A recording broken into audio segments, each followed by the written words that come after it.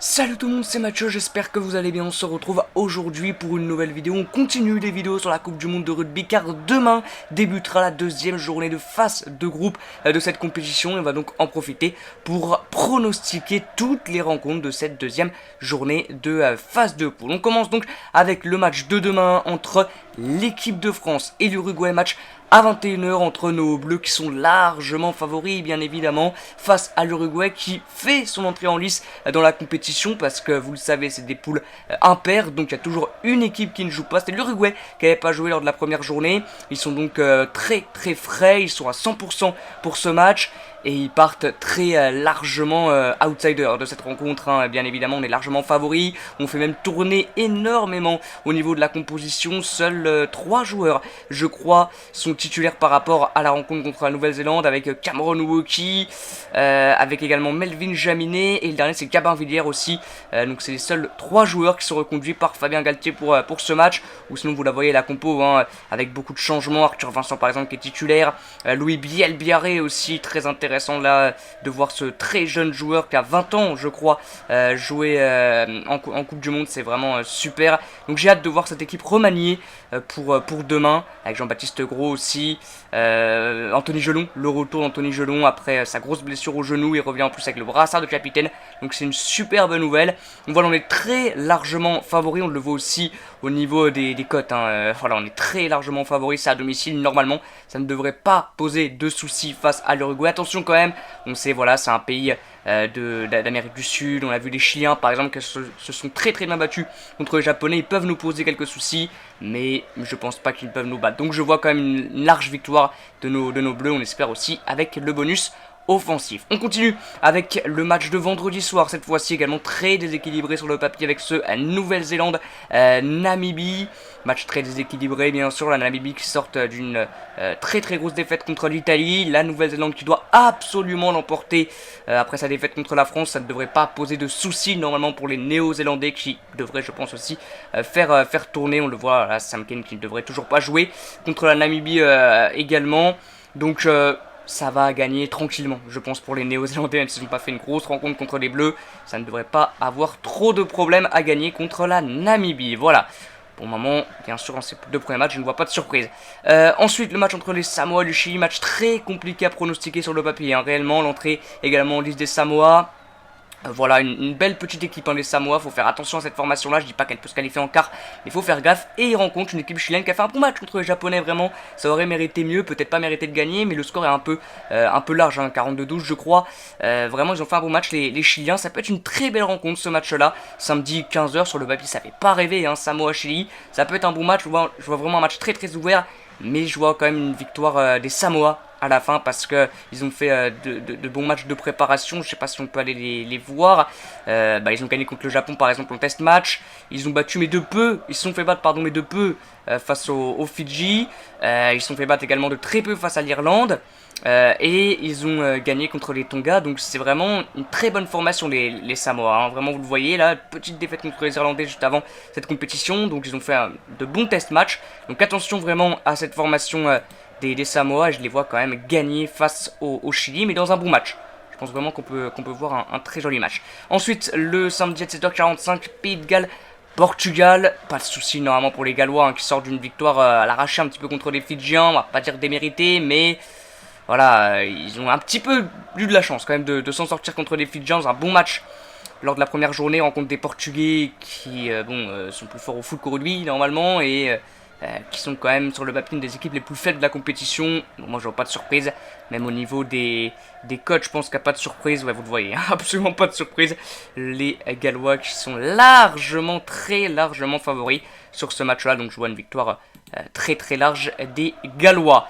On continue avec Irlande-Tonga, ça peut être un match intéressant ce Irlande-Tonga. On peut aller voir également les matchs de préparation du Tonga. On l'a vu, grosse défaite contre les Samoa, victoire contre le Canada.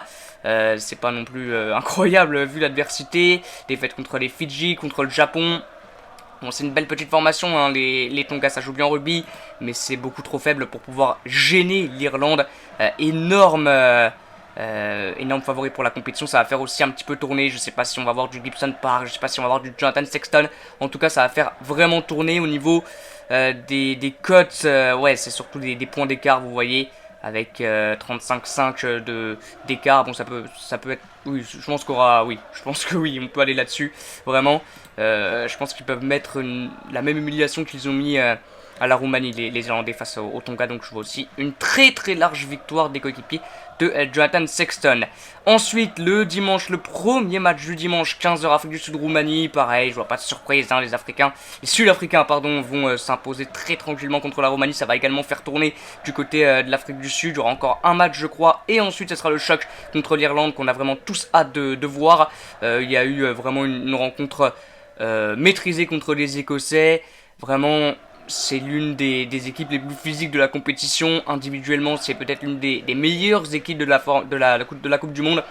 Donc voilà, je pense une victoire très très large face à la Roumanie. Peut-être même plus large que la victoire irlandaise. Voilà, il y a moyen, vraiment. Ensuite, on va passer à Australie-Fidji, les amis. Australie-Fidji, dimanche 17h45. Ça peut être un gros match. Ça peut être un très gros match parce que les Australiens, ils n'arrivent pas dans une forme incroyable. Certes, ils ont battu la Géorgie, mais pas en réalisant un match phénoménal. Et ils rencontrent des Fidjiens qui auraient pu largement mériter leur victoire contre les Gallois. Ça va être un super match, vraiment. Et je vois la première surprise de cette deuxième journée de la Coupe du Monde de rugby. Pour le moment, il n'y a pas eu de surprise dans la compétition.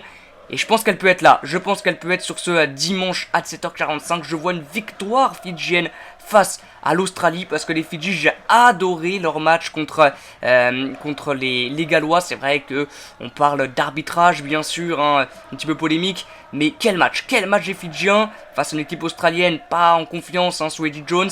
Une seule victoire sur les 6 derniers matchs. C'était donc contre la Géorgie et pas en réalisant un match phénoménal. Donc vraiment, les Fidjiens, je pense qu'ils peuvent l'emporter au niveau également des cotes. C'est assez serré. Bon, bien évidemment, l'Australie reste favorite, bien sûr, à 1,27. Mais les Fidjiens sont pas très très loin. Et moi, je vois la première surprise de cette Coupe du Monde à 17h45 dimanche avec une victoire fidjienne. Il faudra vraiment suivre ce match parce que ça peut être une superbe rencontre et une super victoire des Fidjiens. Et ça va se terminer le dimanche à 21h avec l'Angleterre-Japon. Ça peut être aussi un beau match, l'un des plus gros chocs aussi de cette deuxième journée parce que vraiment il y a eu Nouvelle-Zélande-France et puis Afrique du Sud-Écosse lors de la première journée comme choc. Là, à part peut-être Angleterre-Japon et Fidji-Australie, il n'y a pas d'énorme choc sur cette deuxième journée.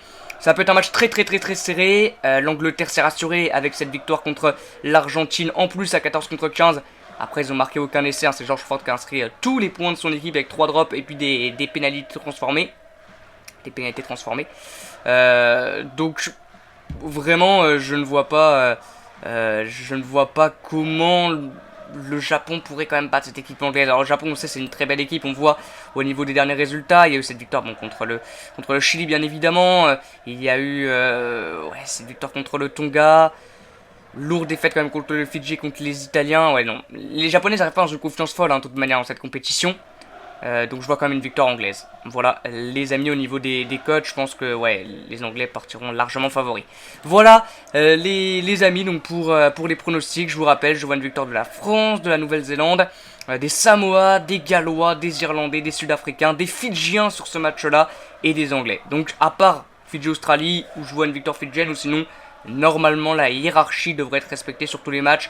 On sait que il y a largement plus de chances de voir des grosses surprises, par exemple en foot, qu'en rugby, hein, c'est beaucoup plus compliqué. Voilà. Donc merci beaucoup d'avoir suivi cette vidéo. Merci énormément. On se retrouvera, je pense, comme on l'avait fait cette semaine, lundi, mardi, en début de semaine en tout cas, pour pouvoir parler de cette deuxième journée de phase de poule. Voilà. Vidéo assez longue, j'espère qu'elle vous aura plu. On se retrouve très bientôt pour des lives. Hein. Le retour des lives sera peut-être vendredi avec le match entre le Bayern et le Bayer Leverkusen. Voilà, donc très certainement à vendredi, en tout cas c'est sûr, à ce week-end pour de nouveaux lives et pour de nouvelles vidéos. A bientôt et ciao.